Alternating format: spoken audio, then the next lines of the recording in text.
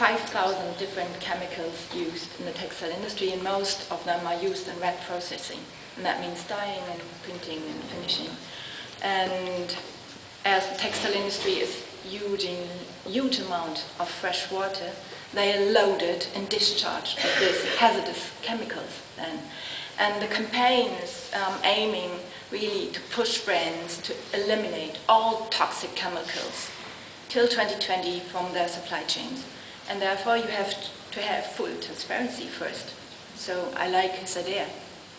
And of course you have to have committed brands like H&M, and we recently saw the announcement of the PPR group, and we are awaiting the next steps with keen anticipation. Yeah. We've tried to find out what experts say if fashion industry is the second most, third most polluting industry in the world. Do you have any figures that can determine, where we are on the list of harmful industries? We are currently addressing a lot of our work in China, and 70% of all the rivers are heavily polluted. And the textile industry is really one of the third biggest polluters there in China. So we have to move this for the people on the ground that are living there. You're drinking the water, used to swim in the rivers, and maybe just do fishing or whatever.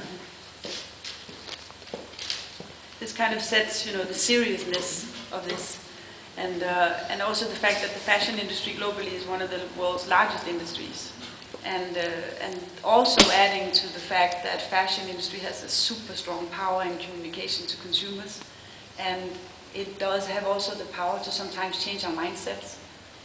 Sometimes we like a color differently, we like the cut differently, but it can also change the way we think of things and what we think is cool. And if we can, as an industry, make it cool to think, to use our brain and be conscious, to treat our garments differently than we maybe normally did, then we probably have a power to actually make a whole lot of difference in the world. And I think that's one of the most, interesting things about working with this, is that this is actually something that if we join forces and if we do get the consumer involved, we can actually make a huge impact on the planet.